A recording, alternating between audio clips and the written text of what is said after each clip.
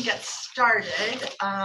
We're obviously expecting a few more people, including Representative Hernandez, who played a major role in getting us where we are today, in the legislation. And then we think Coy is also coming. So, but let's get started. I'm Stu Miller, and I chair the Early Learning Council, and as such, I'm sort of helping coordinate this RAC, this advisory committee, and want to thank each of you for being a part of this. The timeline is obviously crazy. We agreed we'll never do a December crash like this again, but it's such an amazing opportunity to have $10 million to get out into the communities around the state. And this is the timeline we have to be on to get that out the door, at least by July 1. So thank you for being a part of the process. Let's start by going around the table and introducing ourselves, and indicate if you're a committee or task, what are we called, advisory committee member or not, and then others who are here also. And then people who are on the phone will ask you to introduce yourselves. And if you, besides your name and affiliation, if you could just give a short history of what your involvement in sort of the early childhood, early learning space has been in the past that brings you to this table. I think it'll help us understand sort of the different levels and areas of expertise that each of us is bringing. So I'll start. I chair the Early Learning Council. As I said, I was the executive director of the Relief Nursery in Marion and Polk counties for 12 years. I helped start the Early Learning Hub in Marion and Polk counties, so knew the hub system from the very beginning. And I sat on the OCF board here for 8 years. So, and as many of you know, because you receive funds from OCF, OCF's been in the early learning area for decades. So I chaired their education committee for a while and learned a lot from Mary Louise McClintock. So it's fun to be back in this space. Let's go then around, and Katie. I just wanted to let you know that was 30 seconds. That was very nice. I wanted to give that. I've normally been in it. Somebody would go on for 3 minutes, and so I thought, I'm going to give it. All right, thank you. That was 15 seconds. Goal. Yeah, there you go. She has 15 left. Okay. I'm Katie Thiel. I'm new to the Early Learning Division, having been on board for about 2 months on a job rotation from the Department of Transportation. So I have very little experience in the early learning world, but lots of experience with the government relations and rules world. So I'm hoping to guide you through this process today and learn from all of you, the subject matter experts in the early learning world. So hoping to help you get to what you want out of a program that we can help implement. Thanks, Katie. Kali. So I sit on the Early Learning Council and have for, I think, 3 years. And prior to being on the council, I was on the subcommittee focused on equity of the Early Learning Council. And I am executive director of Kairos. And some people may not know that Kairos began with the Early Learning Network before we even had the school, where we met with providers of childcare that were sort of in the family, friends, and neighbors space. And we're African American and have done work there. We were involved in this document and a lot of different sort of policy and advocacy pieces. Have sat on the steering committee of the Multnomah Hub, and yeah, just different things in early childhood. And that's done, right? How many seconds is that? No, it's okay. Mine will probably be the longest. That was good. Thanks, Kelly. Sadie. Sadie Fibo with Latino Network. And what brings me here is I co-developed the Juntos Aprendemos program 20 years ago and have been at Latino Network for 12 years as director of our early childhood division. Also participated on the committee, the equity focused committee of the Early Learning Council, and contributed to the report. and also co-convene the collaborative that advocated for the Equity Fund, the Early Childhood Equity Fund, and contributed to writing the legislation. So excited to see it come to this point. Yeah, we've heard. We should Yeah. a lot of us did. Yeah, right. So I'm probably one of the newer faces. So my name is Ruby Ramirez. I am the Associate Program Officer for Early Childhood here at OCF. Prior to being here, I was in LA doing early childhood policy strategy with various advocacy organizations. And I've also had on the ground work doing mental health at Head Start sites. So a variety of experiences in the early childhood world. Awesome. Thank you, Ruby, for joining us. Very exciting. We'll finish the table and then we'll jump around the room. Hi, everyone. I'm Koi Boom, the Director of Asian Family Center with the Immigrant Refugee Community Organization, also known as IRCO. Sorry for being late. Parking was a lot more challenging than I anticipated. No problem. Added in with traffic. So the question is what brings me here? What brings us here? So we've also been part of the collaborative for the Early Childhood Equity Fund that has been pushing for this fund for the last 2+ years. Although I've only been with IRCO for the last year, so my predecessor played a huge role in, and others in our organization played a huge role in everything that Sadie mentioned, specifically with advocating for our underprivileged communities, communities of color, specifically our immigrant and refugee communities, and receiving services, culturally specific services for our families to lessen the education gap. Before joining IRCO, I was the director of Open School, a nonprofit organization, a director of a program under Open School. Open School is the organization itself. Worked at the library as director, as the senior coordinator for public programming for the library, so overseeing a lot of the early childhood programs. I was also in SUN and what do you call that?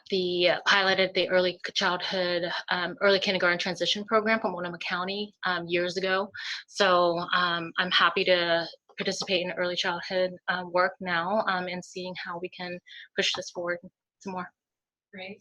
Thanks, Koi. Matt. Good afternoon, everyone. Matt Morton. I'm with Meyer Memorial Trust. I direct the Equitable Education portfolio at Meyer. And we do funding in the sort of kindergarten readiness space as children enter into the public education system. And we work with our funding partners on a number of different funding priorities around the Parent Education Collaborative and other things. Prior to Meyer, I was the executive director of the Native American Youth and Family Center, a culturally specific organization serving the Portland metro area. And during my time, we ventured and built out an early childhood program in space and support for families. So this work is right up my alley, and I'm looking forward to being a part of it. Great. Thanks, Matt. And Olivia. One reason I did is because I'm always having trouble staying under time. But anyway, so I'm Anna Olivia Palazzo Angulo from the Salem Kaiser Coalition for Equality. And 20 years ago, we just started out with parent empowerment, so to speak, for lack of a better word. 8 years ago or so, we started working with what we called early learning, but it wasn't really, because it was kindergarten through 2nd grade, which we still call it early learning. We were helping parents learn how to teach their children to read at home. And we then started going lower and lower, because it was really fantastic for parents to start learning before kindergarten, all of those developmental things, including a little emphasis on the reading, on the phonics, on those things. And so we started that and did what we call parent-led preschool. So everything we've ever done is parent-led or parent something. And so that's what we want to do. It's culturally specific. It's only in Spanish. Most of the parents are Latino immigrants or of an immigrant background. And it's amazing to see them learn how to help their children do, learn development at home, and using the Hub's Ready for Kindergarten program. And they've given us so many of those kits for $200 each. And And then we take and do the parenting with it. So we use OPEC funds, then the parenting, the OPEC funds, Ready K kits, and then we have to use grants right now for the actual preschool. So it's really hard to do. We'd like to put it on a lot more frequently and a lot longer. So, Awesome. Thanks, Donna. so that was almost 2 minutes. No problem. And Olivia and I have worked together for decades. You beat because of everybody. my connection down in Salem. So good to work with you again. Nikisha. Hi, good afternoon. Nikisha Knight Coyle with the Early Learning Division. I'm just going to think back to like my real origins in this arena. Really was back in 2010 when I moved to Oregon, and I was a part of the team that wrote the original grant for the maternal infant and early childhood visiting grant, and I was the first manager of that program as well, and then taking multiple twists and turns from that point. Was definitely observing things from the health side as things were moving with the former commission and so on and so forth. So I had that kind of a background as well. With regards to the equity fund, I'm just really excited to be here and to be a part of something that's really monumentous. Like it's just to be a part of something that has never been done before and that has such great potential to just really influence and impact our children and families across the state in ways that are meaningful and uplift our organizations in ways that are meaningful and impactful as well. So I'm just excited to be a part of that work. Awesome. Thank you. We all echo that feeling. Danielle. Hi. Good to have you here. Thank you. Well, I'm not a member of the RAC, but thank you for allowing me to sit at the table. I'm Danielle Pacifico-Kogan, and I work for Children's Institute, and we're the prenatal to third grade policy and advocacy organization. And so our work specifically around the Equity Fund was to support the work of Latino Network and the other organizations that were doing the heavy lifting and developing the policy. And really for the Student Success Act, we were the policy, advocacy, communications, and community engagement arm that really pushed across the state to help make sure that the SSA went through. So my role here is to listen and to learn and to be of help if necessary or wanted. Awesome. Thanks for being here. Nice. Yeah. The Institute played a huge role in making this happen. Yes. So that happened. Let's go around our room and then we will go to the phone. Remy. Hi, everyone. I think most people have at least emailed me. I am the rules coordinator for the Early Learning Division. I'm also the Early Learning Council administrator.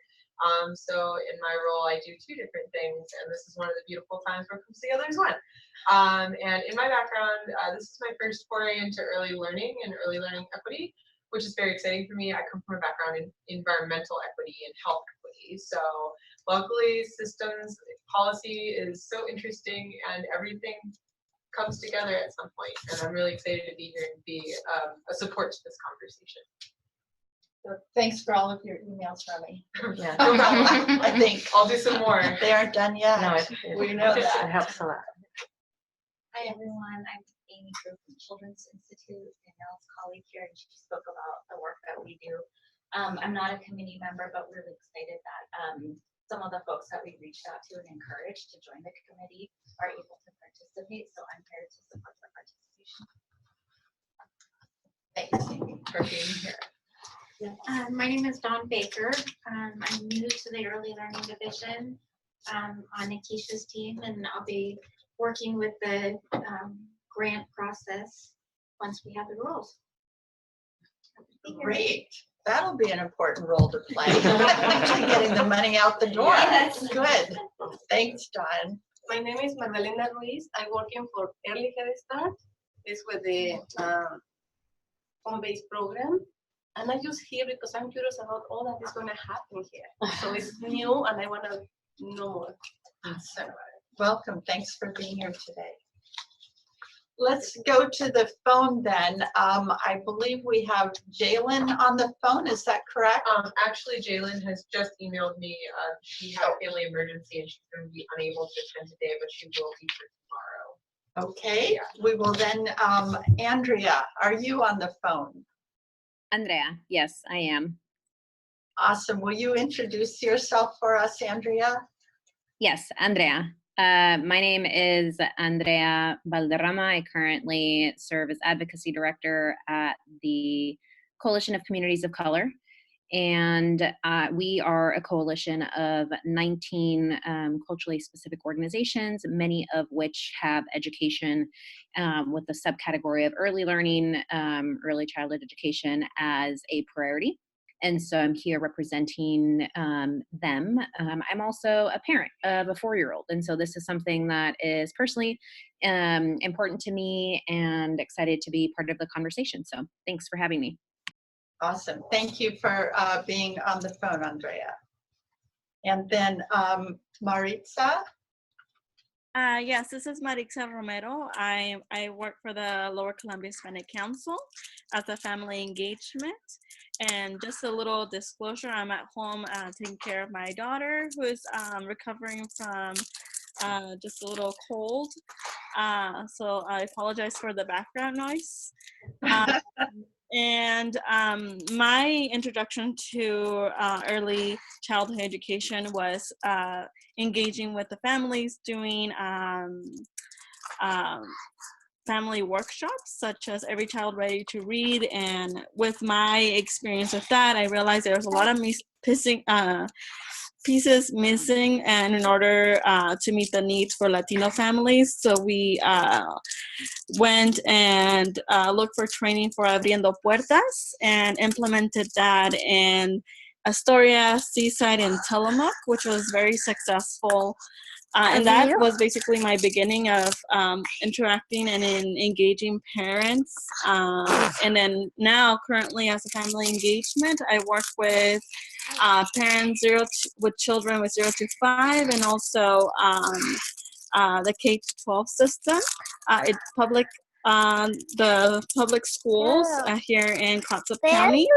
And what we do is parent engagement, and we apologize to my little daughter. What we do there is that we meet with parents and try to bring workshops and tools for them to get empowered to get engaged in the conversations that are occurring currently, and also have access to early childhood programs and services. That's very hard here in our area to have access to program and services that are culturally specific and language. So I'm looking forward to learning more and listening to others of what the work they're doing, and connecting with other organizations that do similar work. And that's all that I would like to share for now. All right. Thank you, Maritza. We appreciate you being on the line and hope your daughter recovers quickly. Yes, thank you. Yeah. So obviously a lot of talk about parents and parent engagement, which we all know is key to 0 to 3 or 0 to 5. So we put public testimony at the beginning of our agenda because we wanted to see if there are people either present or on the phone who would like to make comments and provide input for the task force as we get started. Anybody who's here want to speak as a member of the public, even if you have another hat on? Happy to listen. If this is the right time, my main concern is that there's an emphasis on culturally specific programs. There's also an emphasis in some places about capacity building of culturally specific organizations. But of course, I wouldn't expect there to be a requirement that only culturally specific organizations led by people of color could get the grant. At the same time, there's that factor of competition if they're for more than one reason why culturally specific organizations led by people of color normally have a little harder time competing for those. And so there's very good organizations out there that do great work already, and they could be doing more in the culturally specific areas for their kids and maybe changing models.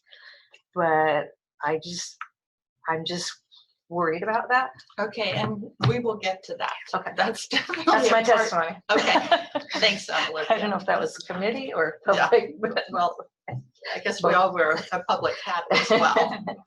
But definitely as we go through these draft rules, we will be talking about that issue. Okay. Is there anyone on the phone who would like to make any comments for the advisory committee? Okay, if not, let's then get started with our agenda. I thought it would be helpful at the beginning to just agree on how we want to make decisions. And we've all been in a lot of meetings, and there are lots of different ways to approach it. It seems to me, and from the coalition meetings that I went to, it was sort of the fist to five approach, where if people agreed with what was being proposed, it'd be 5 fingers. If they sort of agreed, it'd be 4. If they really didn't like it and couldn't live with it, it would be a 1. And then 2 obviously would be above 1, and then 3 would be I can live with it, but I'm not happy. So does that sound like an okay way to sort of try to build and come to consensus as we move through these rules? Or does someone else want to suggest a different approach to making decisions? Did you explain that to be 3 choices or 5 choices? I've forgotten. Well, it's a 5 would be I love it, it's great.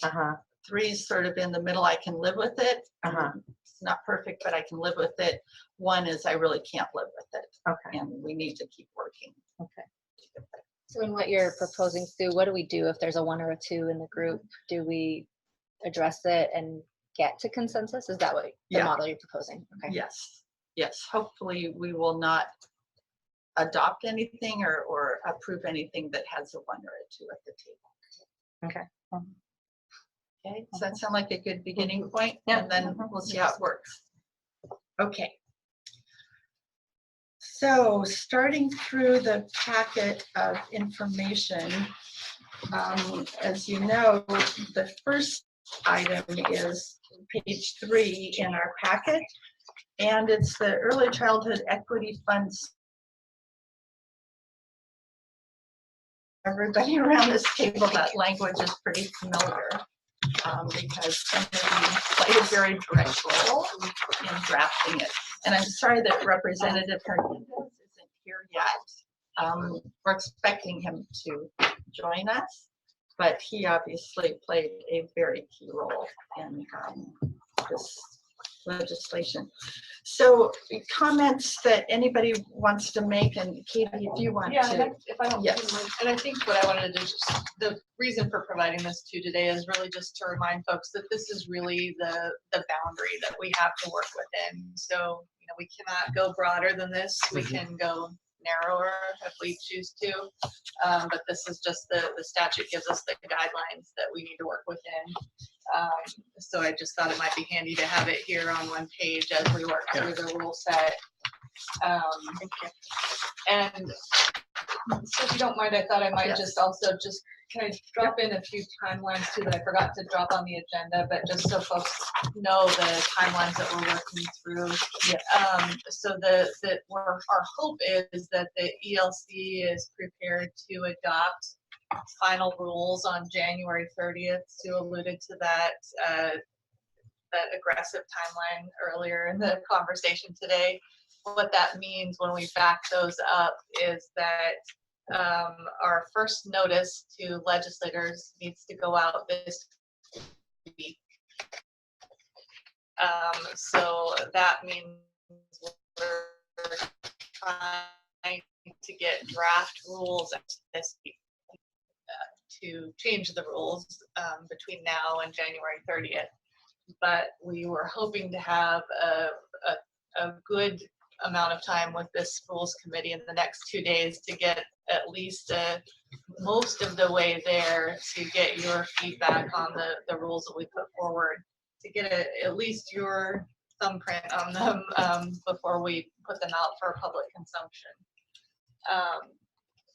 we also have set aside today and tomorrow to meet with you, and we've held the time on Friday if we need another meeting, and have a tentative date set aside in January should there be a significant amount of substantive public feedback, so that you have an opportunity to weigh in before they go back to the Early Learning Council.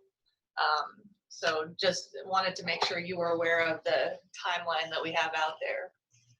And this is all aiming for not just rule adoption in January, but then really to get the funds out, going through a competitive process next year and to get the funds out mid-year. So we're trying to keep on that aggressive path to get the funds out the door.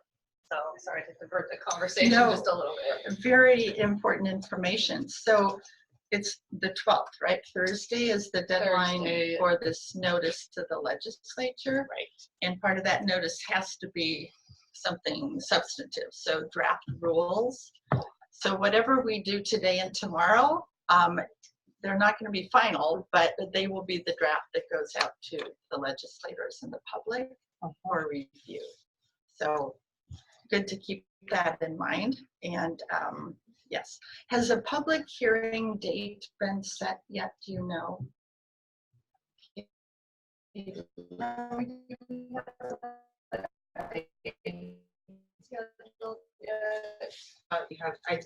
think we might have made a whole date on the calendar, but it's going to be between January 15th and January 22nd. Okay, so mid-January. There's something on the calendar right now for 4 o'clock to 5 o'clock phone In January. That's for today for the It's Equity today. Collaborative. to Alright, have a okay. debrief on this process. for the debrief for the rest of the group. Got it. Okay. So Okay, thank so you for there, that. yeah, thanks. So there will be a public hearing, a formal public hearing, somewhere in mid-January, just so we're aware of that. All of us would be welcome to show up, but it's not going to be a task force meeting, so there's not going to be a requirement. And then we would likely schedule hold a time for this committee after that public hearing, just so that if there's substantive comments, we have a chance for you all to weigh in before the Early Learning Council gavels down on the final set of rules. Right, and therefore I'm hoping the hearing is closer to the 15th than the 22nd. So in January, right? Yeah. Okay, any questions about the timeline or information that has to be distributed? All right, and Sadie, why don't you, if you would mention your 2 follow-up or kind of information sharing calls that you've scheduled. Sure. So I've so far scheduled one okay. and may schedule another depending on if we are going to meet a third time or not. So as folks know, there was a broader coalition of folks who developed this legislative concept and advocated for the passage of the bill, who are really invested in seeing how this goes. So we've convened a check-in call this afternoon at 4 o'clock for folks who participated in that broader collaborative, just to hear what we discussed today, get an update, and send any feedback that they'd like to send to this group that I'd be happy to share tomorrow. And if we don't wrap up tomorrow, I'll schedule another call before our 3rd meeting, just so that we keep that engagement with our broader coalition. Great, thank you for doing that and taking the initiative to set that up. Great. Okay, anything else from anyone on timeline? Keeping people updated? Okay. Yes. Okay. So next, just on page 4 of the packet, just wanted to highlight for you the statutory direction that a Rules Advisory Committee is given. So the first sort of direction from the legislature is just that they want the public to be involved in the drafting of rules. And this agency has appointed a Rules Advisory Committee.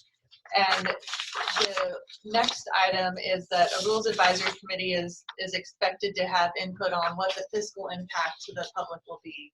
And in your packet later, toward the end of the day tomorrow, we will present to you a fiscal impact, and you'll see that there's a draft in there for your consideration, but we wanted you to have a chance to see the rules first.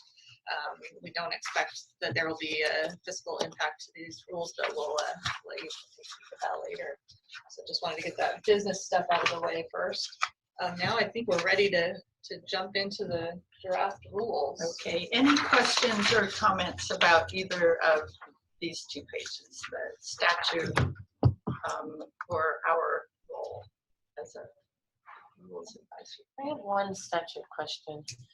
It says that the division shall conduct a biennial evaluation. Is there any specifics around what that has to entail, or what is the expectation? And I say that just because that's a very short timeline, so any funding that's going out to organizations are not going to show much of anything in that short duration. And so I don't want to have unrealistic expectations of the organizations receiving money, that they have to achieve something in like half a year to a year. I mean, I think you need at least 3 years to show anything. So, but I see that it's part of the statute, so I'm like, oh dear. So what does that require of the, because it also says the division is conducting it. So does that mean you're looking at everything as an amalgam and saying, are people receiving the dollars and is it touching people, or is it a true like deep evaluation? Can be many things. And I guess I wanted to have a sense of what the intent was.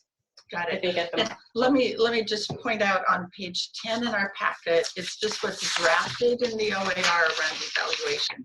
So it gives us some language to work with when we get to that point. And I think some definitions around indicators would be helpful. But Nikisha, do you want to? In terms of we'll be working with an evaluator to help us flesh out something that we will go through those timeframes that we have right now. Right now, what we do have, as we said, is what we have drafted in there. But we're in the process of meeting with a potential evaluator to flesh something out. Well, and I think too, having worked in the government relations world before, the legislature fully understands that we're having time to ramp up, and the statute gets pretty prescriptive about when the reports due. And so I think our first report to the legislature would be, the money went out the door. September of the 2020, the first report is due in September of 2021. We will have very little data. So I think our report on the first year will be pretty light. I think we would likely say to the legislature, we would likely need a full year or full cycle of the grant to be able to give full reporting data back. I mean, and we get to provide input on that. Yes. Part of the rules. Okay. Yes. Yeah. Definitely. Yeah. Yes. You could help shape that in the rule development. Yeah. Thank you. Good question, Kelly. Sounds like we've written some evaluations before. Just a few. Just a few. All right. Let's then go to page 5 and look at the draft rules. And we can start with the purpose. I'm assuming everybody has already read these and has, comments. So I don't intend to spend time walking through each of these definitions. But does anyone have comments? Let's start at the purpose. Any questions or comments about the purpose statement, which once again is pretty much just pulled out of the legislation. I just appreciate the line that says to promote the capacity of coaches organizations. I had it in there. Right. I very much appreciate that. I think that'll be an important part of these funds. All right, let's go to definitions then, and I'm just going to go through and say, anybody have a change or a comment about number 1, children and families at risk? It's not a term that's used very much anymore. It's an outdated term. At risk. Very deficit-based. That was my only when I first reviewed it. But if it's already in there, I assume that you're It's just the government's providing list. definitions of terms already included. So there's not much you can do. Perhaps informing people of. The only thing that was a slight change from statute, and we could modify it to be exactly a statute, is it says, and if this is nuance, it's important. Under the statute says children and families who are at risk. So if that's helpful, we can modify it. You mean Instead of children and families at risk, children, families who are who at risk. are at risk, Oh. I see what you're saying. Yeah, Better that's- Is grammar. that, is that better? Right, on, because on page 3, it does says who are at risk. And I would only recommend like putting in parentheses. Quote unquote, yeah. Yeah, because I do agree that that term is not widely used in Okay, most of our organizations anymore. okay. It's still government though. It's Yeah, still used well, in government, yeah. But then it's also I don't know how to reaching teach out them. to organizations that are Right. actually serving our communities, and How these do are the we- language that we try not to use anymore. Yeah. Too. Is it possible to change that language in the rules at this stage of, I'm new to this? Yep, that's a We can really change the good rules, we question. can't change the statutes, so that we can go to, the statute says, provide outreach and support and resources to children and families who are at risk because of any of I had a question in regards to the combination of factors. So race, ethnicity, is that 2 factors, or that the first 3 is 1 factor? They're considered Separate individual separate okay. in the legislation. Okay. Yeah, there are 5. Okay, so there are 5 factors. Right. Okay. So it sounds as if we could modify the at-risk. I mean, it is in the section 54, but as Katie read, but we don't have to perhaps use it. What alternative language would you all want to use? So maybe children and families who experience systemic disparities due to one of those factors, is that? I like that. Systemic disparities is the word, yeah. Because that was also another question of mine as well, because if it's just, there's really nothing to say in the first sentence to say that dominant cultures aren't included in a culturally specific category. But if we include specifically that it is families that have been systematically under-resourced in the past, then I think it will be more clear. So I think we could define children and families who are at risk, because we're then using the statutory language, and then in all future references say means children and families who experience systemic disparities because of any combination. Is that seem reasonable? Yeah. Okay, so all the Much future references in the rule, we can then refer to experiencing systemic disparities. Is that seem okay? Okay. That's a good one. Thank you. So my only to add on to that is that I absolutely know that many white children in deep poverty and generational poverty have just as many risks in many ways as far as not succeeding. But is this, when we say culturally specific, are we saying or poverty, or are we saying and poverty? And I think Culture that's specific is the definition beneath that, and it's pertaining to culture specific organization is defined, so it's a different section. So it's not going to show up here, number 1. It's showing up beneath that. it'll show below it, yeah. So I think we get to what you're asking once we have the combination. Right. I just characteristics. I don't Right. want other So we'll people that keep- go to apply being confused. Say, well, why not? Why am I not included? Okay, so let's keep going through the definitions. So with that addition to 1, so children and families who experience systemic disparities because of, et cetera. Does any other comments about 1, or does that address any concerns or input? Okay. I think the only other change, I'm modifying my own words now, I think I would just carry over geographic location to make it consistent with statute, if that's. Oh, rather than geography. Oh yeah, definitely. Okay. Okay, number 2, culturally specific methods. And as we all know, many of these definitions either pull from the legislation and or from this OCF Portland State report. So they weren't just invented for this. I would add the word served after community in the first time that community is referenced. adapted by and for members of the community served. Okay, sure.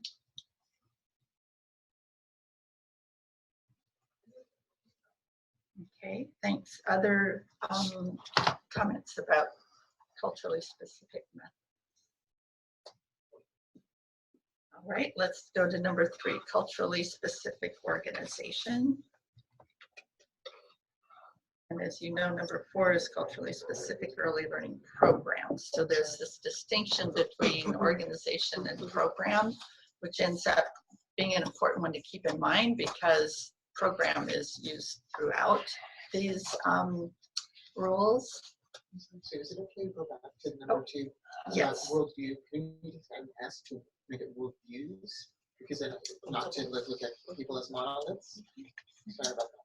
Well, practices and worldviews. Don't apologize. Yeah. Thank you, Danielle. Yes, worldviews. That's good. Thanks. And just to add, Keisha remind me, the culturally specific organization we pulled pulled this language the from- Department of Education administrative rules that had been updated in 2018. That's correct. I don't know that we ever found out what stakeholder process they used to develop the definition, but it was a recent update.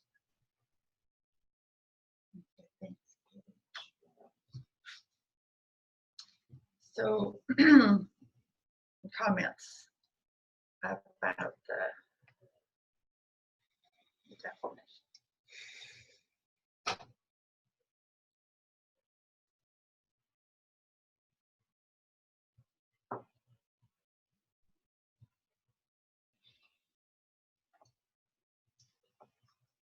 There's a typo 3/4 of the way down. It should be beliefs instead of believes. Health and safety beliefs. So minor. So look okay as it stands. Matt's a 5. Okay, thank you, Sticking Matt. to the rules. Let's go I'm just to practicing what we want. I appreciate that. Culturally specific early learning program. Yes. I want to go back a little bit with the organizations. I just want to highlight that perhaps we should, because tribes don't consider themselves a culturally specific programs, from what I'm hearing and understanding. So I'm wondering if we need to or should include tribe in the language or something with, and I don't know if others here want to talk about that or not, or if it matters for us and specifically with this definition, but I feel. No one's here from 9. Well, tribes aren't organizations either. So they're sovereign nations. So it wouldn't be included within this definition. And my understanding is that we called out culturally specific organizations and tribes right. both as eligible entities in the legislation. On the eligibility. And so where we're looking at definitions, it wouldn't show up, but where we're looking at eligibility, it would. Is where that's my understanding. Does that sound right? Yes. Okay. And anyone on the phone wanting to provide input on any of these definitions so far? Okay, please jump in if when you have input you'd like to offer. So any other comments on 3 on the organization, or we'll move on to program definition? So this is obviously trying to make that distinction, and it's sort of on Olivia, what you were talking about a minute ago, about, you know, whether it's a culturally specific organization as defined, providing the services and making it broader. So it could be a culturally specific program, but being run by an organization that doesn't meet the culturally specific definition. So important to keep that in mind as we go through these rules. And I think the coalition talked about that as well. We talked about it a lot, yeah. So I think in terms of definitions, makes sense, and I'll hold my comments for the eligibility conversation. Right, I guess that's All right. There's just one Yes. typo, number Danielle. 4, the second from the bottom, so it says, members of the cultural community that it serves, as listed, that is. Thank you. Got it. Thank you. All right, 5, early childhood school readiness. Did we do 4? We just did it. Yes. Oh, I thought we just were doing 3. Sorry, I have something to say on 4. Okay. But I was waiting. I'm sorry.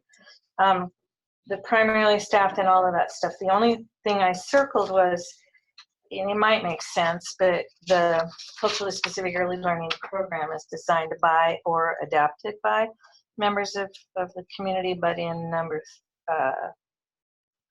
number 2, methods means programs, interventions designed or adapted by and for.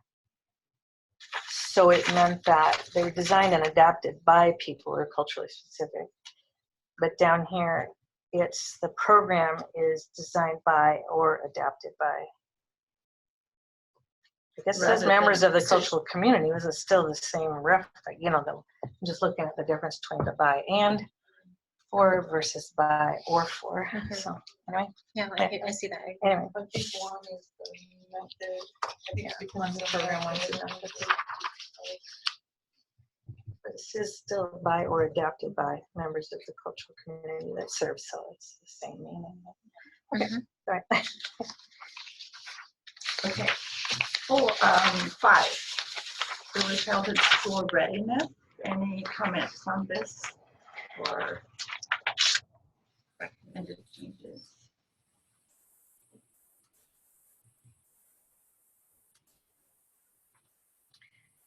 All right. So, sorry, my thing with the early childhood school readiness, I just was waiting for everybody else.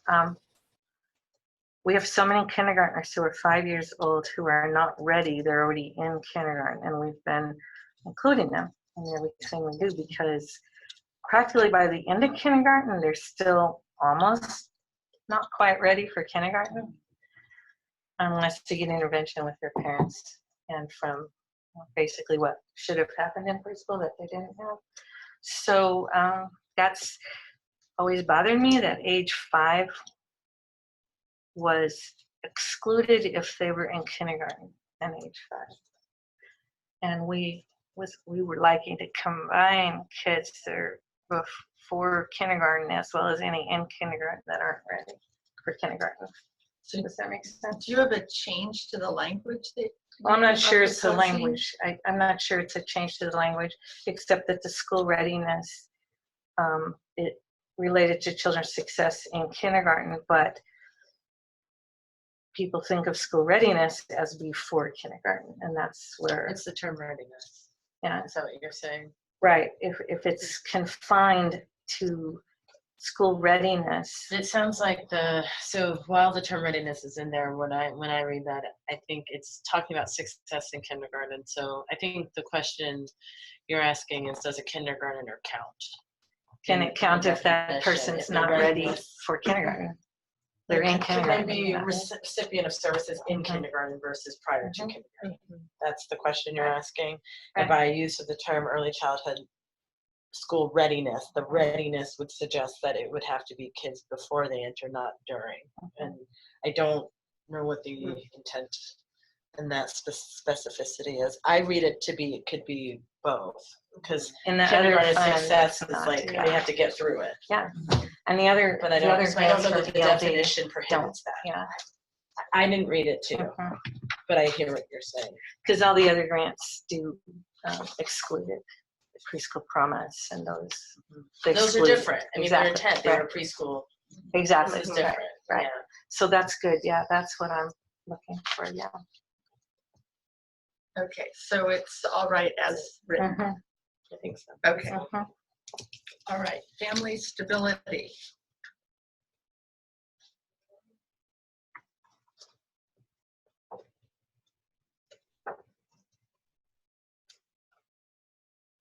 Right. Can we add anything in there, or should we add anything in there more clearly describing some of those or the assets model.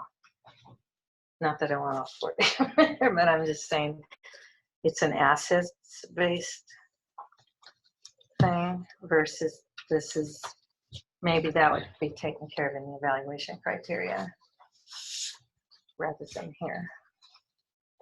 Right. One thing with the rules is wanting to be clear enough so that the intent is there, but not be prescriptive. Yeah, that's so a good that idea. we tie hands as far as Right. what some of the grants Right. will end up. Yeah. Good advice, yeah. And I think one of the things I would kind of make a recommendation for us to also moving forward is exactly what you're saying, to not make it so strict that with similar to what you were saying before, some of our organizations, smaller, less established organizations may not feel that they're qualified to apply because our definitions are too strict. Yeah. So. Right. Sounds good. Okay. Fund, we know it's the equity fund. And then 8 and 9 are positive child indicators and positive family indicators, which does show up back in the evaluation section again. So I think we need to have some conversation about what do we want to do around these. Particularly because we don't really have a good way to collect. So it's it's probably a little problematic.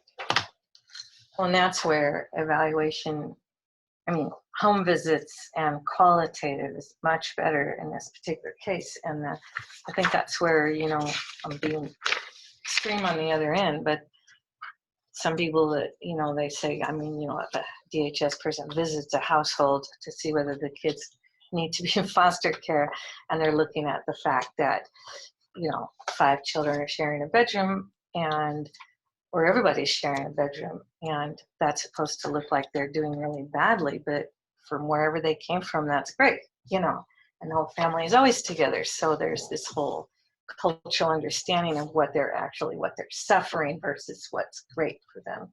Does that make sense? I just used an extreme example, but So I think the challenge with 8 and there's 3 on mine. Yes, yes. 9. But Supposed to be 9, right? 8 and 9. Yes. Okay. I do know how to count. There's The computer just does. Is not so much in the definition, but it's in what it's based on. So if it's based on sort of approved early learning standards, what are those standards and who's approving them? And I know that isn't a part of this particular assignment that we're looking at, but a clear sense of the process to create those approved standards, I think, is really important and will be a determining factor in how these evaluations go and what kind of information we're able to either collect or see as evidence that progress is being made. Because, one of the things we know too, depending on the communities, particularly the communities that we're focused on, is that there are differing indicators of positive child behavior and readiness, right? Culturally based. Yeah, so we'll need to get a better sense of what those, I think the definitions are fine as they are for this purpose, but we'll need to get a better sense of what are those standards that we're working from.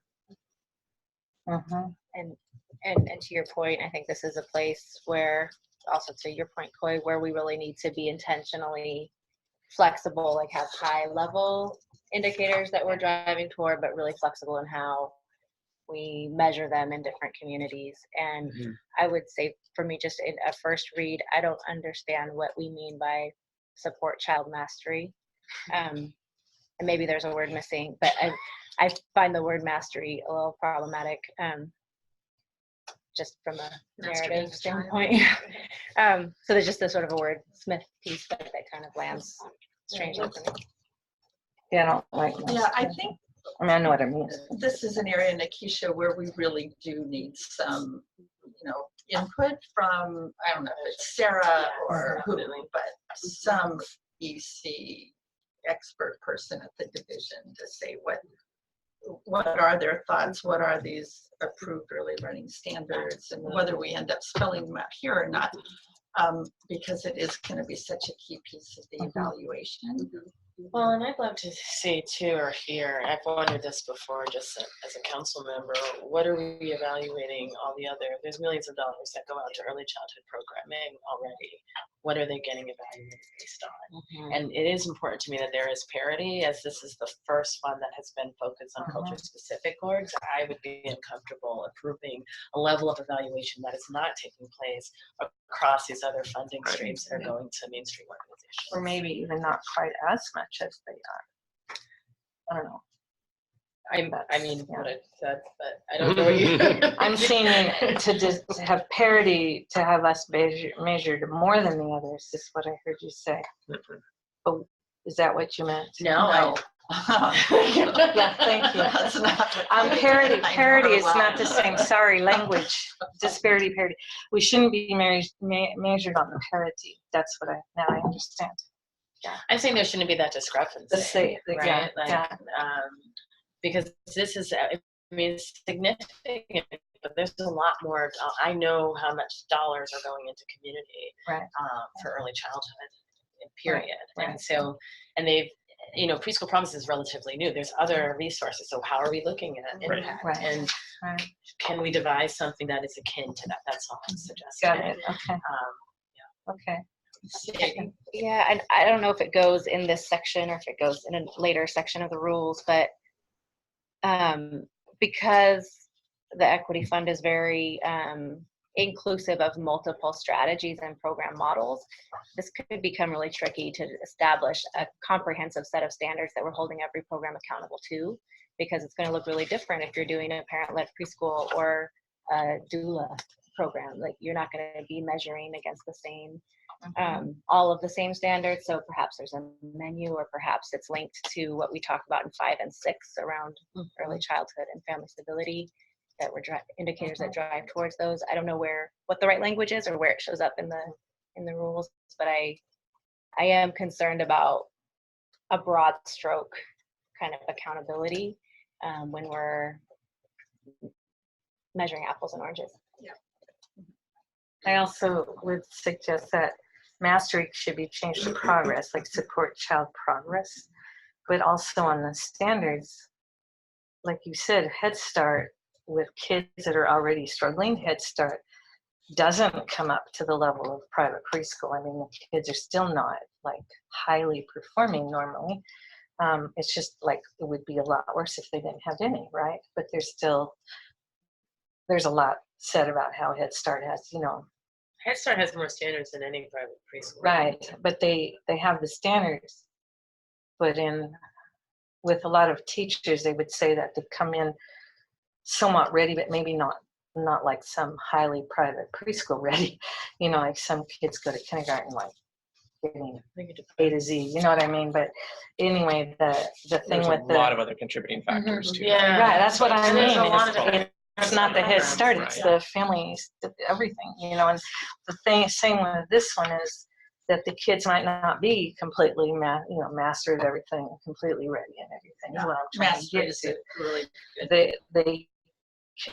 they need to be, that's I'm sure you all understand what I'm saying. So I think like needs some work. What I heard is we need to really find some standards that are broad-based, to have some broad accountability that doesn't tie us too tightly, since we're still trying to figure out what we're going to measure in these programs to allow us some flexibility. I think I need to touch base with Sarah this evening and maybe come back with some revised options to put before the RAC tomorrow. Would that be helpful to get a little more clarity on these two? That would be surprising speed. In less than 24 hours. But yeah, I mean, I can get some input from these people. You can do it. Of course. That would be really. They'll take a vacation. Really helpful. Yeah, that would be very helpful. I don't want to stifle the conversation, because it's good conversation, but if you think that there's more to be had, we could certainly keep going. Well, I was just going to ask if any of you have, worked with standards, how do you have recommendations of how we should approach this so that we maintain the flexibility, but also give, you know, applicants a sense of what they are going to be held accountable for, but make sure that it's flexible enough so they can meet the standards. Well, one example that comes to mind, and it's a different jurisdiction, but it's still public funds, is the Portland Children's Levy sets priorities in their early childhood area and strategies to align to, and then organizations propose the outcomes that are aligned to those priorities and strategies, and hold themselves accountable to measure them. And so it gives a lot of room for organizations to propose what they and define it and develop their own evaluation tools if they have them and that are appropriate to their community. And what we've been doing is, like, we do a pre and a post with the parent and the child.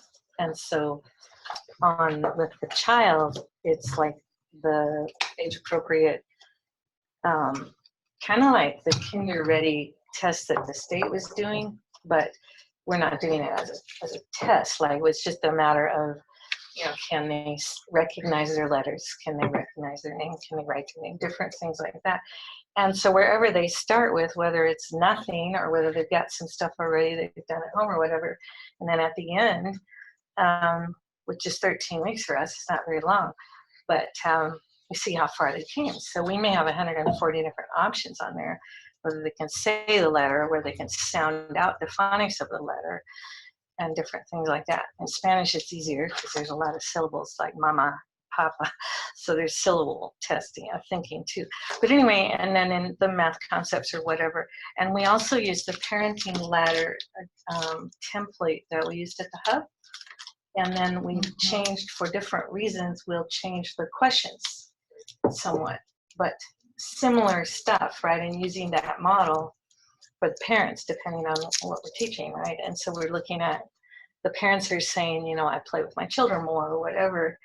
And then final piece that we have not had the money for is the home visit to see how things are going 3 months later. And what other help, you know, we do make phone calls though, and we find out if parents are you suggesting, I'm confused about what question are you answering? Well, she was just saying using the standards that are on this other thing. I'm trying to talk about the standards that we use. It's just showing the progress. Are you suggesting that we use those standards for the RAC? Well, I'm saying what we did. I didn't say those are the only ones we should do, but I was giving an example. That's what I understood Sue to say. Okay. About I think it was some to answer Sue's examples question as of- far as what our organizations are using Right. as methods and tools. Right. Okay, so To these are evaluate. some of the tools that we should be considering.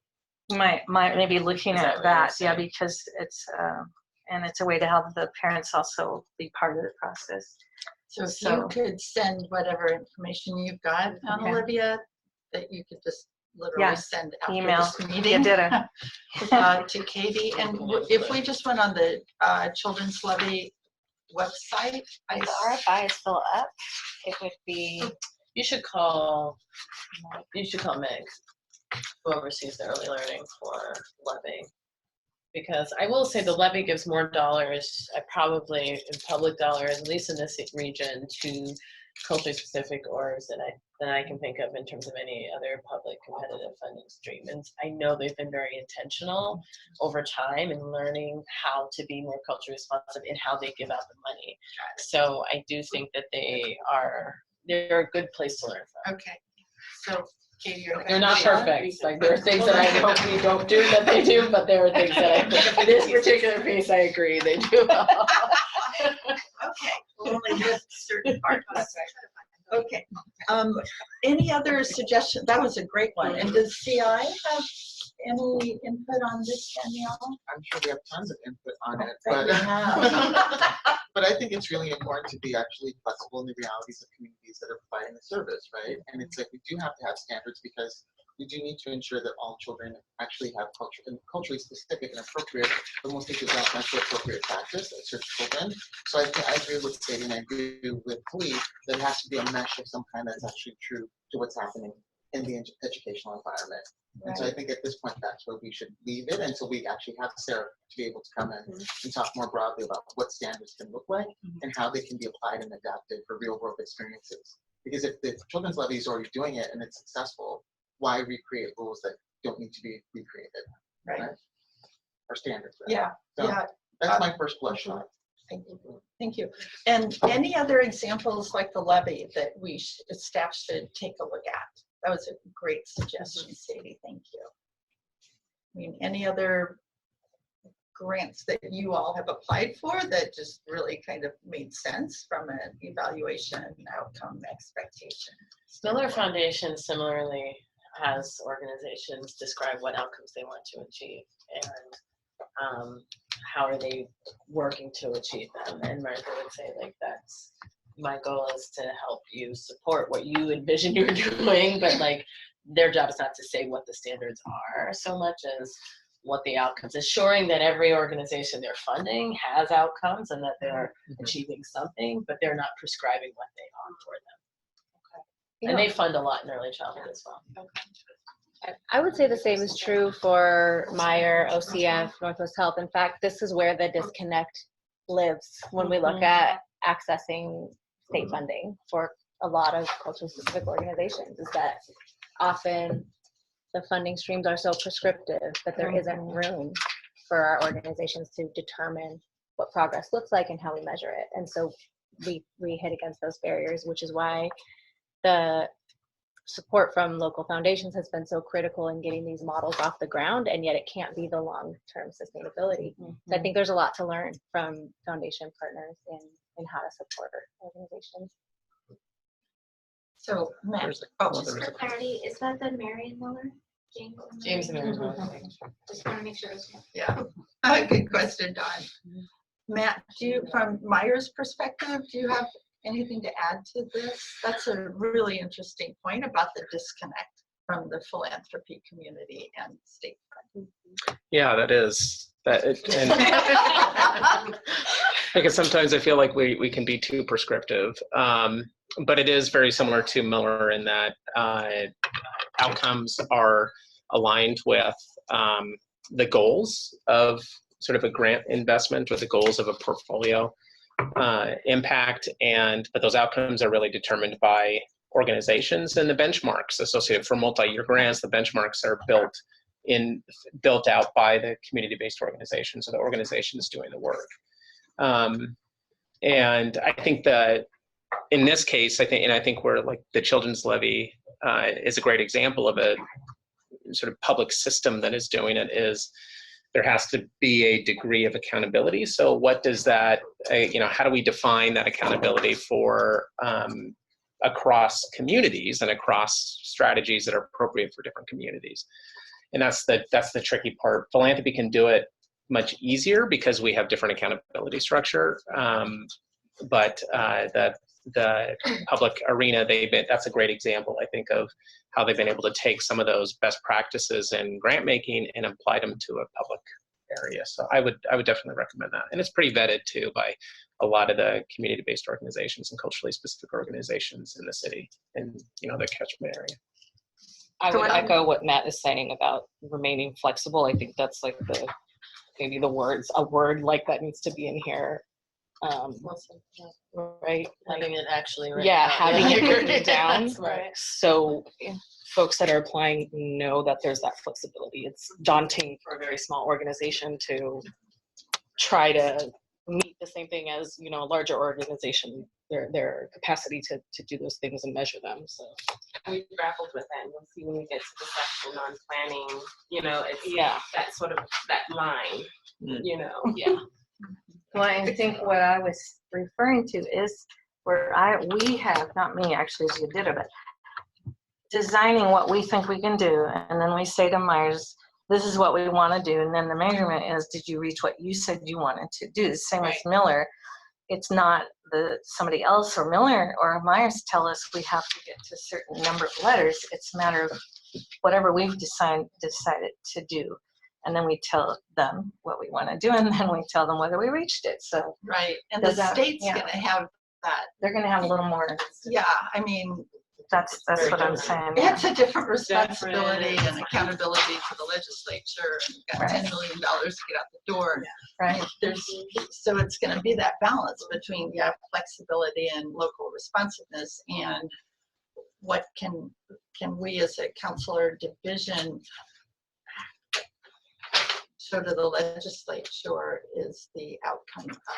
That's Well- why I go back to funding that we've already, the Yeah. state has already put Yeah. out. Like, Exactly. this is not the first time. Right. And I would, to piggyback on your comments earlier, Kelly, I think let's not overinflate the accountability that has existed already, because we can see through data that we're not getting results that we need to be getting. So, so this is a clear, I think this is an effort that offers an opportunity maybe to push back a little bit and say, here's how accountability, what accountability looks like based on solutions built through community input and community expectation. Right. And it's also going to be important in the review of applications to determine, is this a rigorous enough evaluation plan that's being proposed? And if it's not, then the state wouldn't, I think that would be a consideration in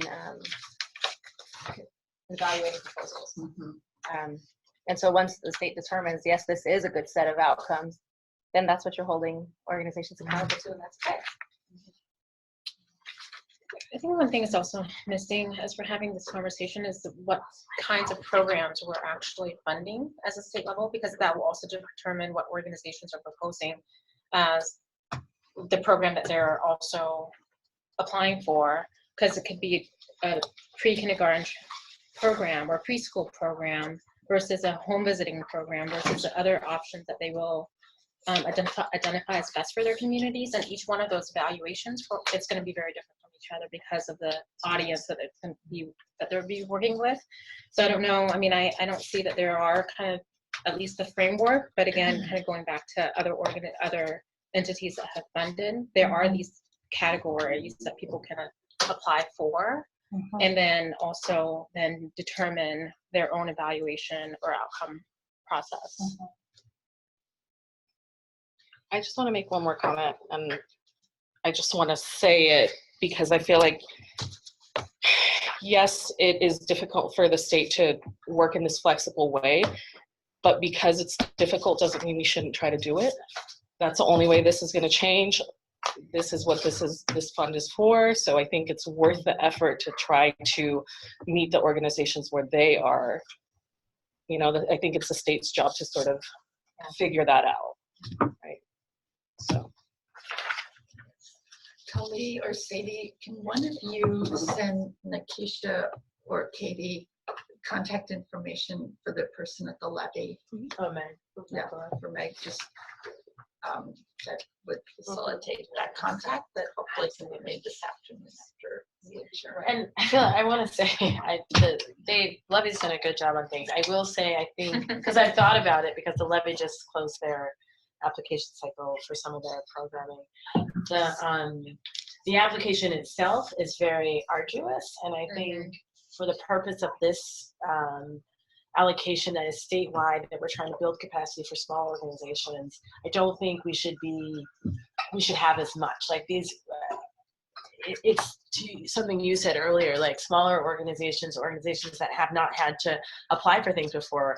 Something like the levy would be completely like, oh my goodness, I'm not gonna do that. We don't want to discourage people from coming to the table, because part of this was drawing people to the table that are culturally specific to get funding. And so that was what this is public record, so I don't want to in any way, I'm not trying to disparage the levy, but I think we have to be mindful of who we're trying to get these dollars out to, what the purpose of this and intent of this funding is. And I think because of the intent, we have to have a simpler process in our application. Sure. That doesn't intimidate people. Right, but just for identifying the results of the evaluation. So even in the evaluation piece, like sorry, Ruby was saying, I think we have to be thinking of that too. What do we put out there that a small organization that has been doing work, out of their home, but is culturally specific, can actually put together an application to receive the funding? Because I know we've heard at the council, smaller entities talking to us that are culture, the representative of the cultural communities that have not had the capacity to expand and reach more people. And that it has struck me how prolific that is, particularly in some of the rural areas. And so I want to make sure that those folks get funding. I guess that's my ulterior. That's hope, really yes. important. Thank you. Okay, so you'll be back to us and we'll see, whether we can resolve this tomorrow or not. I think we'll at least get more information, and really tomorrow what we're going to have to do is decide what language do we want to put in the draft rules that is going to go out on Thursday. So if you can just give that some thought as you're kind of approaching this for the next 24 hours. Right. And any changes I make overnight, I'll do the track changes so you can see what's done. So thanks, Katie. Sure. A comment that I had two other definitions that I wanted the committee to suggest to consider. One was defining what a planning grant is. It's obviously back here and further in the rules, but I thought it might be helpful to define that. And the other was, we refer to a local community planning process, and we all know that there are lots of planning processes going on, and some are required, like the early learning division with the hubs, and there are lots of other community planning processes. So I thought it might help to have some conversation about what are we asking grantees to show as far as being involved in the community planning process. And I don't know if anyone thinks that would be a barrier for applicants, or if you're worried about that. Do you want to define a community plan? It's not there. This would be, sorry. This would be number 9, 10, and 11. 10 and 11. Okay. Sorry, New I wasn't definitions. sure about that. But it's language that shows up later in the rules. Are you talking about SSA rules, or are you talking No, about here. the specific Our draft. Do we have to define like planning grants any more than what they're identified in here, like doing a definition around them? Okay. Right, under scoring criteria, on page 8, number 2, and it's D. So preference is going to be given if they've identified it through a local community planning process. And maybe you're fine just leaving that generalized language there and not trying to come up with a definition. So I just wanted to throw it out as a question. Well, I think it might be helpful for applicants who have not ever been through a process like this or applied for a grant or have a program. They wouldn't know what that involves potentially, especially a very small organization. What is a planning grant? Right.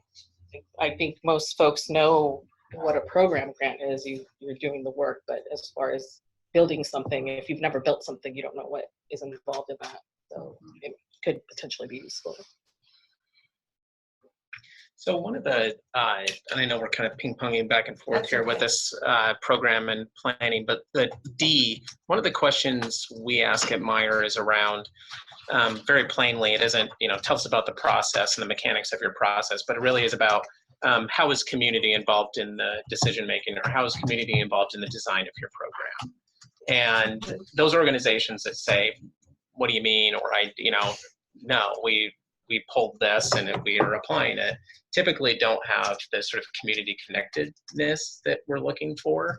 But those that say, this is something that is actually sort of culturally based, or it's something that is, has we found to work within our community, that is responsive to the needs of our kids and families. That typically is not a single process that has led to that, but in fact a sort of a long-term sort of relationship and engagement to, being embedded in the community emerges those types of programs.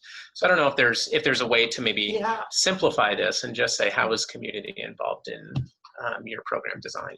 Right. Something like that. But which is probably what this is trying to get at, right? By Yeah. Asking about the community planning. And I think what you don't necessarily want is an organization that then says, oh no, we had a community planning process where we presented our idea to the community and they said, sure, and there we go. That's not what you're looking for. I mean, and I think it's not typically what you're looking for, but they would be able to say in that case, oh no, there was a local planning process and we selected this. So would you want to actually say support? Like, would you want to say preference we give for a program that can demonstrate community support of the program, or would that be going too far? No. I like aligned with community needs. Yeah. Do you like, I mean, would you agree? Yeah. Well, Yeah. how about Just stop align then. with community needs and having community involvement in the design of the program? I mean, that's That's what I what- hear you saying that. That's the piece that I'm Yeah. interested And I in. think, and I'm not sure if the emphasis is on the engagement with the community or the organization's engagement with, for example, hub planning efforts. So I feel like there's a question. If it's the hub planning Yes. process, we need to We say need to that. spell that out. So that's, I'm sitting here and I'm listening and I'm like, Sure. Well, I think when we talked about it, I think it could be the hubs, but it could also be other community efforts. Maybe we'd want to make it So defining optional, it. either Right. your early learning hub process, because they may not be connected. Or community, and what are you thinking, Sadie? I'm thinking that what's most important in the intent of this bill is that the communities served who've experienced disparities due to the factors listed, that those community members are engaged in identifying the need and the program and the solution, right? And in some communities, the hub may be the vehicle, and so that will be clear in the answer. But I think giving like this either or, I think in some communities, perhaps the hub's plan is missing some of what we're looking for. I don't know, I haven't seen them all. But I don't think that should be a proxy for engagement of the communities of color across the state.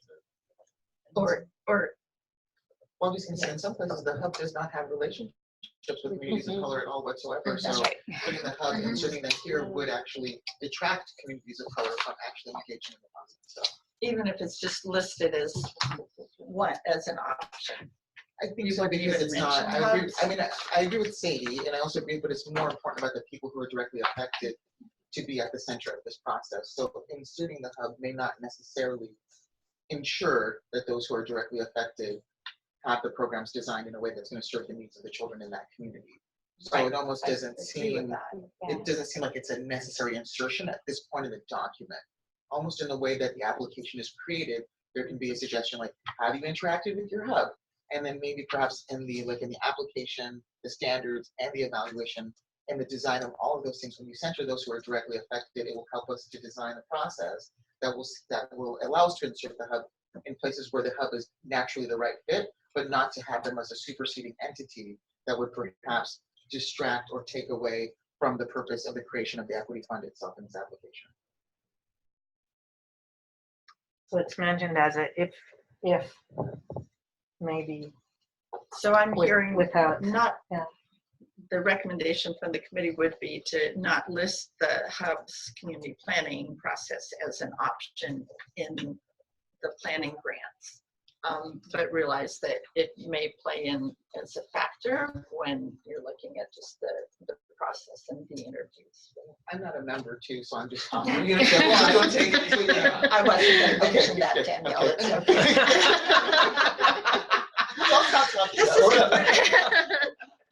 More the better. So I was just trying to capture everything, and again, I'm sort of new to the conversation, but what if we were to say preference will be given for a program that is aligned with the needs of communities experiencing systemic disparities? So that way, however they get to those needs, whether it's through a planning effort or some other effort, they can demonstrate however. I think aligned with the needs is important. I think the other piece that Matt talked about is important also, that can demonstrate engagement with community members, because you can pull data and that looks different than talking to people. Okay. And I would also say even culturally specific organizations should engage with our communities, because our voices need to be represented by the voices of our community and not I don't represent everybody's voice, you know, I need to gather that information. So, so I do appreciate the community engagement involvement process and piece to all of that. So then this language, and Katie, just so we're tracking together, this language would be both in the program grants D and in the planning grants D. Sure. So can I explain just a little of the difference between the program and the planning grant? So what we were trying to get to in the program grants and the planning grants was a little stronger language in the program grants than the planning grants. You'll notice that the language, while it looks much the same, you'll see preference will be given under, for example, C. Preference will be given to applicants that demonstrate they'll meet 3 or more of the factors. And then under C, under planning grants, preference will be considered for applicants. So we have a little more flexibility. So we just tried to offer more flexibility under planning grants so we can try to reach out to those entities that we're trying to develop more. We do have a lot of latitude, so this is really where you can apply your stamp, how, you know, you can make this your own. We tried to put some ideas out there for you, but you can really put your mark on this.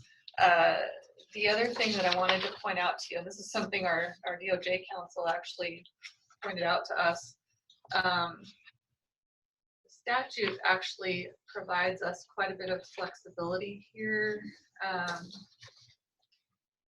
Keisha, can you help me out? Remember this one? We actually have the ability to add criteria, scoring criteria. So for example, the statute allows us or says that to receive a grant, a program must have 2 or more factors, but the division can add factors that it wants to add, which means you all can add factors. So if there are beyond the factors that are listed here, you can add criteria to the scoring area. That was a lot of rambling. That's good, yeah. As we can say 3 instead of 2, exactly. So you're giving these as options? Yes. Because A and B are saying the same thing, it's just different ways. Right. Okay. Where are you, Kelly? Yeah, I kind of lost track of where we are. Sorry, we sort of jumped ahead that there. we were in. Eligibility criteria Scoring criteria and process. for And then maybe. number 2, program A grants. and B, A is saying the same thing, it's just not listing out the different factors and saying 2 or more.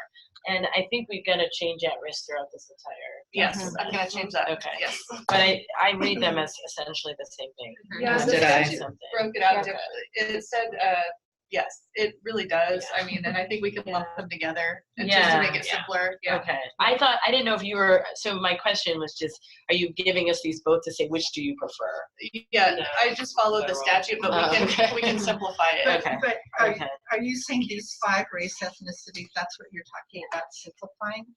No, what she's saying is A says it's almost the same as B, Oh. except B includes the list of factors. Okay. So did we skip, did we skip eligibility criteria? did. We're coming back to We it. are Okay. definitely coming back to it.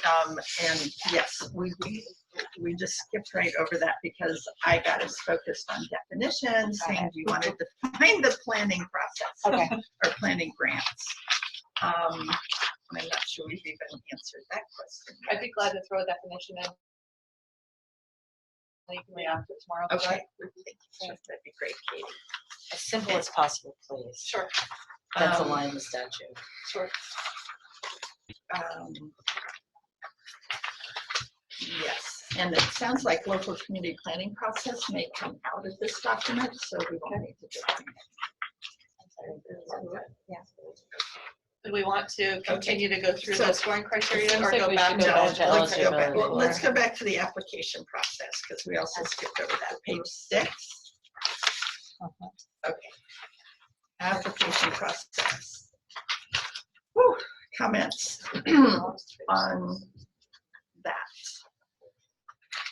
The only, well, question, comment. So is the state only going to put the application on the website and not do any outreach? That's what I was wondering. That's what I was wondering too. Oh, okay. So we're on the same page with our curiosity.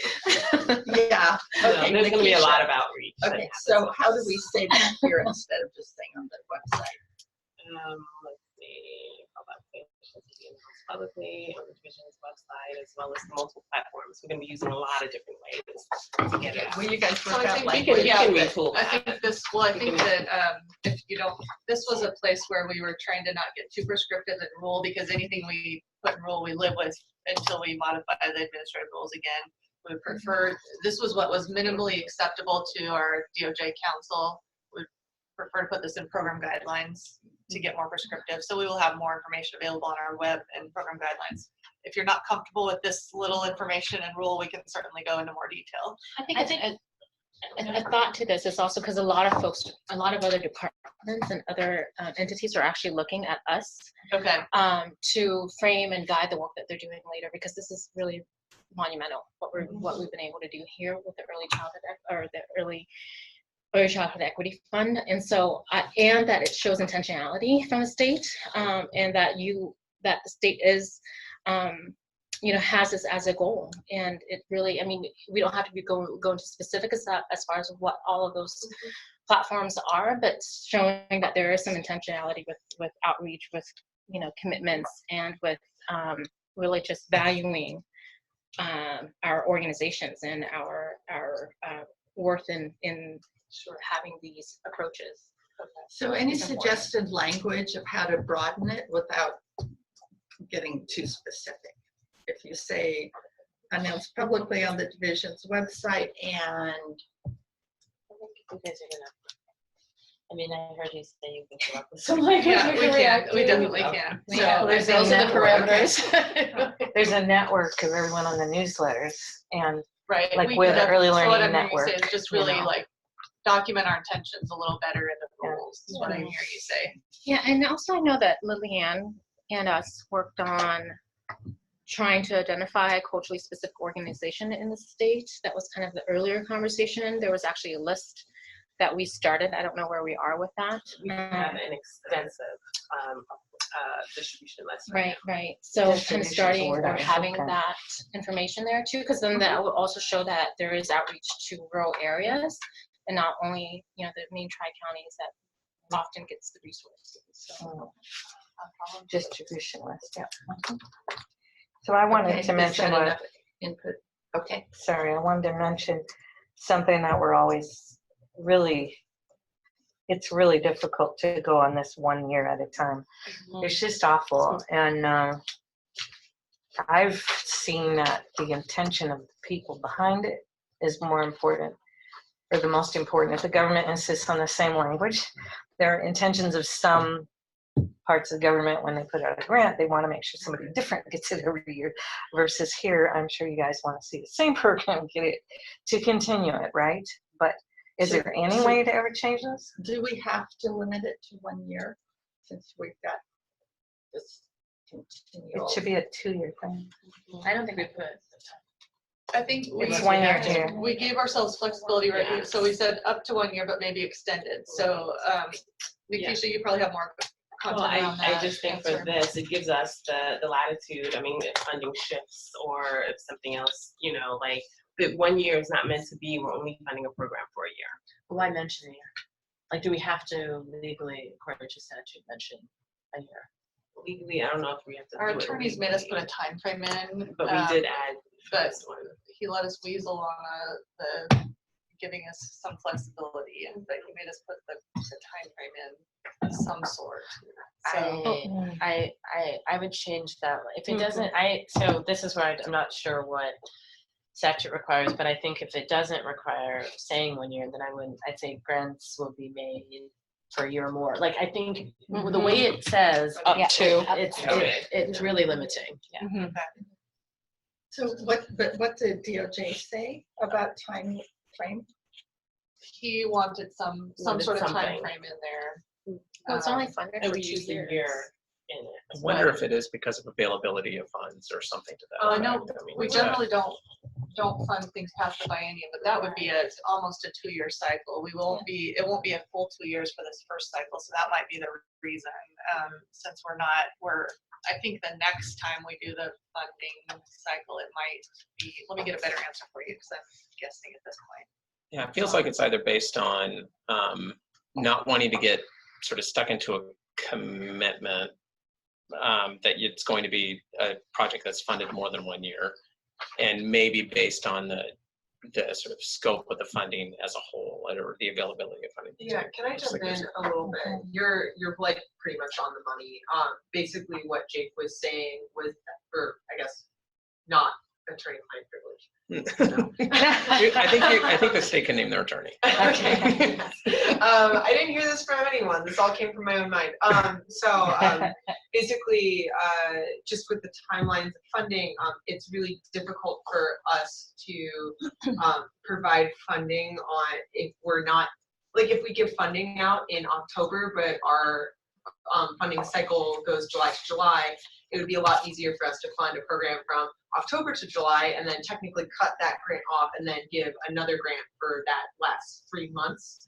So that's kind of, it was one of the reasons why we chose that timeline of up to a 1 year and maybe extended, was just because of how difficult it is to transfer between funding cycles, just like complicated financial stuff. Is that how the SSA is, because this is part of SSA. Yeah. So on the K-12 side, do they use that same language of a year? That's what we're putting in the other programs. But I think the intention is that we write them through they will go through the school year generally. So, the programs start right. And ours typically, we may have grants that go from year to year, but we typically fund a annual sort of period. That's what so for the next cycle, and I would it'll be a assume 2-year the funding cycle. will be, I mean, I've heard that the funding is not at risk of being lost. It's funny because I'm sitting at that table as well, and the way it's being talked about sounds differently than how you're talking about it. Yeah. And so that's why I'm trying, and I know they're all under the same bill, so I'm trying to figure out, or law, so I'm trying to figure out, are there different things happening that I'm not aware of? What's the language you're hearing and the other? Well, just, I mean, particularly the investment account, like it's not a competitive application at all. You have to fulfill certain things that are outlined. You're outlining your goals.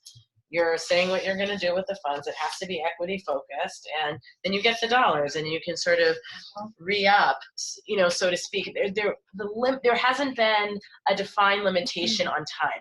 What there has been is the dollars will change year to year, or biennium to biennium. They're likely to increase. That's what they are saying in terms of per student out. So it's like in a very positive, like, this is what you're getting now, like, think about investments into the future and how you're going to build, and assume that there will be some increase in that investment.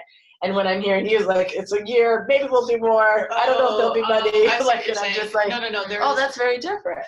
The money is continuing. I think the difference for us is we don't know who our grantees are. Yeah. That's probably the big unknown. We don't know who the But applicants are. I think the intent is similar. I thought the intent was similar, in that it's not school districts, it's community-based organizations, Right. but they're investing in something that they're going to do over time, and this is like the early childhood sort of equivalent of trying to ensure that we have better outcomes on an equity trajectory for underserved early learning. So you're thinking that they would be continuing grants over a series of biennia? That's what I assumed, again, because of how, and I would look to you, who is a little closer to the intent of the equity funding piece to begin with.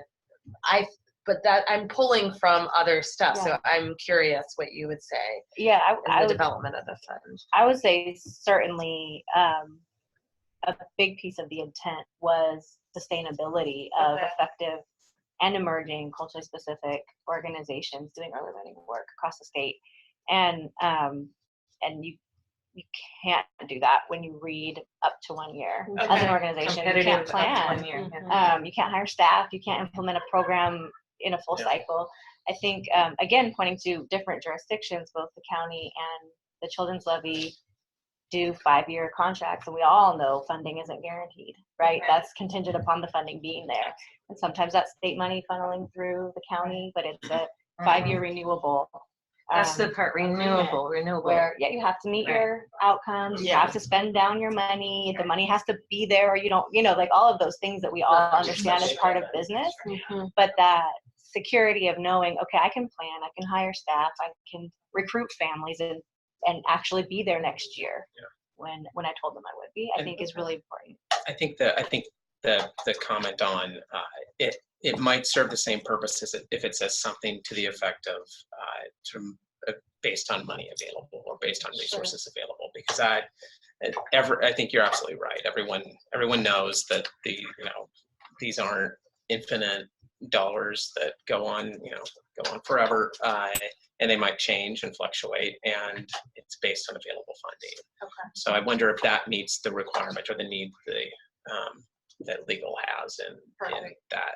Well, let me also loop back with Sarah, since I've got a laundry list for her this evening. And to get done by tomorrow. Yes. Yeah, I'll check with Hope you didn't have any plans tonight, Sarah. the intention and see how because it sounds like too, maybe it would also be helpful to clarify the grant, maybe if it was for the term of the biennium to start with, and then renewable or some language to explain what our intention is.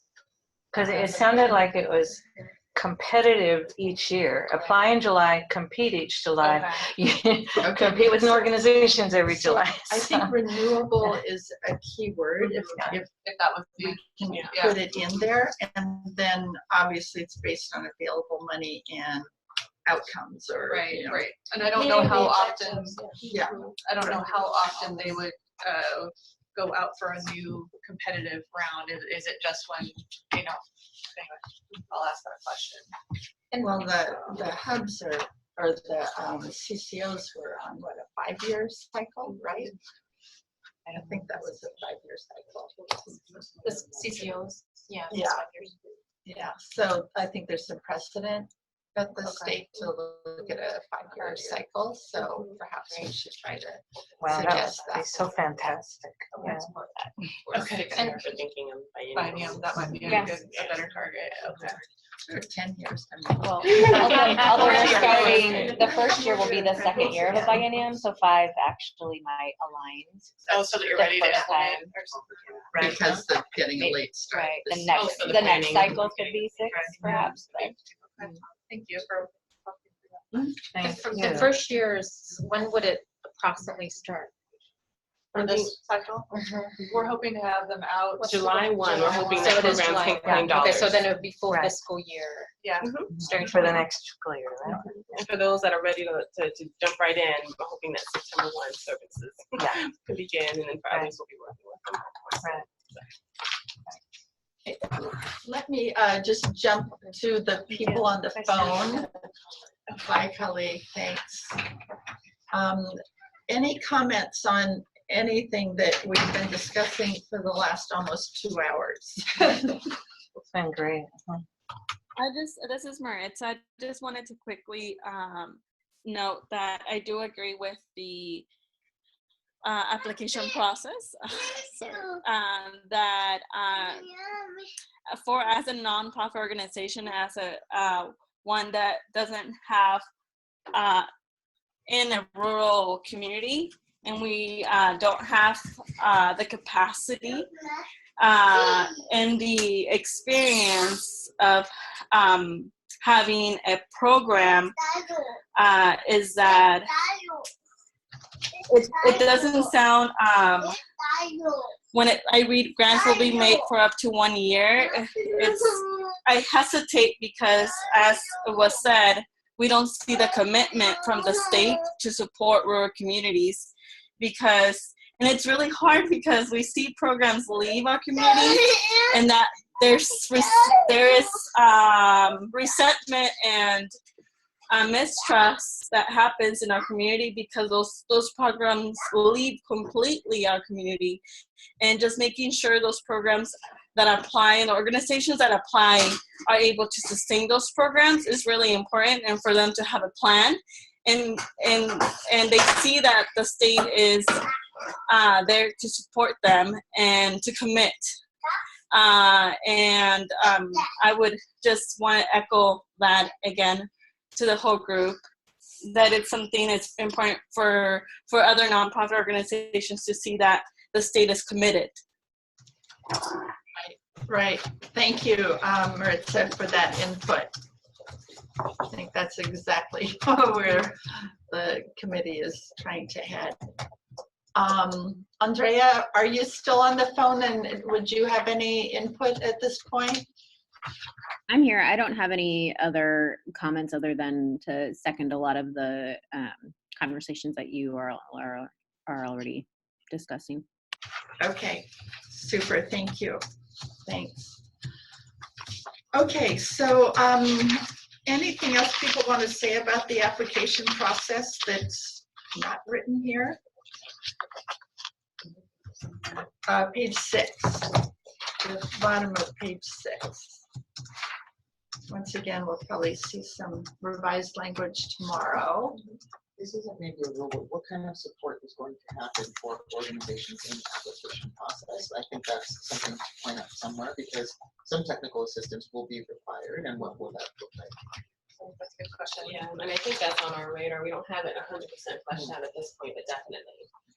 As you know, we've done an equity fund survey, and we're in the process of mining that data right now. A lot of good stuff. So we know that we have to actually do more than post something in order to reach the organizations that are really intended with these funds. So it's definitely on our radar. I just don't have a clear plan for that at the moment. Can this task force or advisory committee see the results of that survey? I mean, I think that could inform our work as well, and I assume some results have been tabulated because it was in, what, a couple of weeks ago.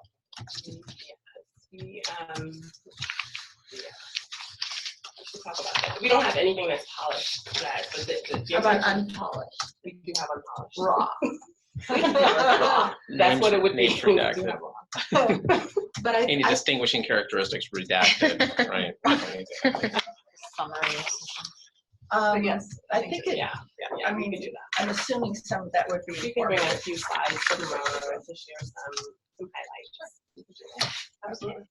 Okay. Thanks. Thank you. Okay, so obviously we kind of jumped around on the agenda, which is fine and not surprising. So tomorrow we will start with eligibility criteria, page 7. And I'm sure we'll have a robust conversation around that.